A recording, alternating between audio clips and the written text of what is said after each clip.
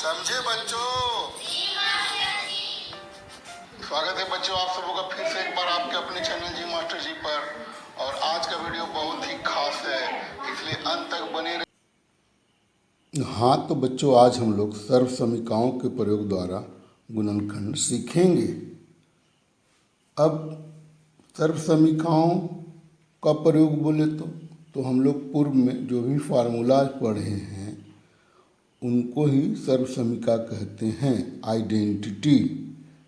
ठीक है, तो आइडेंटिटी में एक हम लोग जो बहुत सा महत्वपूर्ण पढ़े थे ये वाला कि a प्लस बी का होल स्क्वायर बराबर a square plus 2ab plus b square.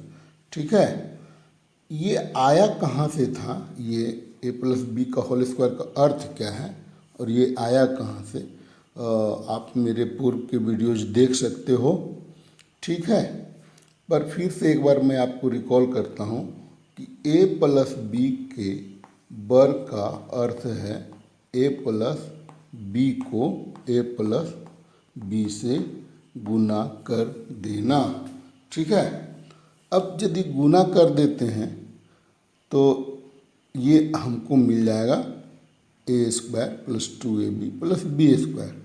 a को a से गुना करते हैं तो a स्क्वायर, फिर a को इससे करेंगे तो ab, और फिर इसको a से करेंगे तो ab और ab 2ab और b गुने b यानी b स्क्वायर।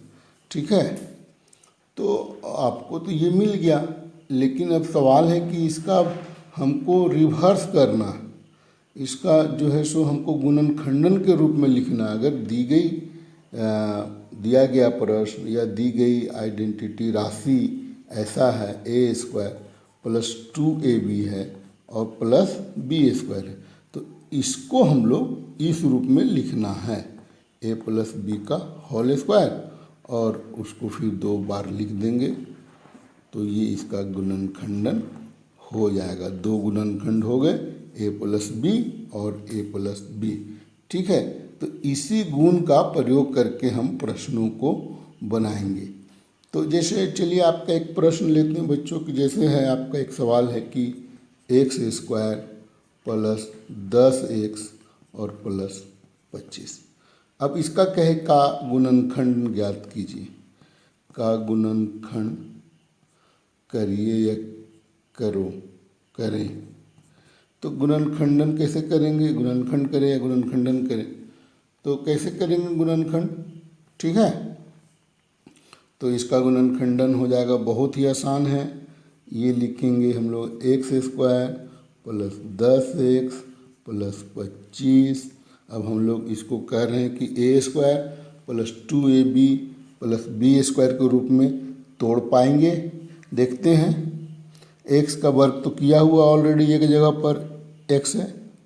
अब इसको हम लोग 10x को ऐसा लिखेंगे कि 2 और गुने फिर हमको a, तो एक जगह पर x है तो हम लोग यहाँ लिख देंगे x। ठीक है, 2x लिख देंगे। अब b की जगह पर कितना हो जाएगा बच्चों आप बताओ, तो b की जगह पर हमको 10 लाना है, इसका मतलब कि यहाँ पर हम लोग 10 से गुना कर देंगे, तो ये हो गया 10 लाना है तो 5 से गुना कर देंगे, सॉरी। ठीक है, तो 10 लाना है तो यहाँ हम लोग कितना से गुना कर देंगे, 5 से, तो 5 दूनी 10x हो गया।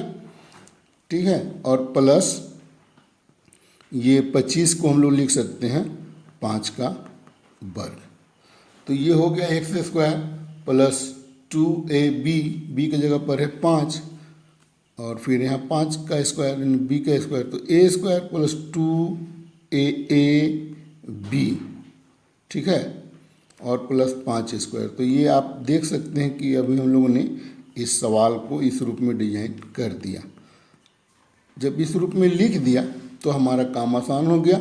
अब ये सीधे आइडेंटिटी पर आधारित है कि a square plus 2ab plus b square बराबर a प्लस बी का होल स्क्वायर। तो पहले होल स्क्वायर के रूप में लिख लेते हैं हम लोग, तो ये हो जाएगा x प्लस 5 का होल स्क्वायर। है तो आसान, यहाँ तक कोई दिक्कत नहीं होगी। अब जब यहाँ लिख लिए तो इसको 2 बार लिख देंगे, चूँकि वर्ग है तो x प्लस 5 और गुने x प्लस 5। तो ये आपका गुणनखंडन हो गया बच्चों। ठीक है, ये सब पूरा दिख रहा है आपको यहाँ पर। तो ये आपका गुणनखंडन हो गया x+5 और गुने x+5। तो ये दो गुणनखंडन हो गए किसके, तो ये गुणनखंडन हो गए x² + 10x + 25 के। तो इस तरह से आप सवालों को हल करेंगे, ठीक है। तो अभी आपकी सुविधा के लिए एक सवाल और हल करता हूँ, और जो कि इसी आइडेंटिटी पर आधारित होगा, और वो बहुत ही आसान सवाल होगा, ठीक है।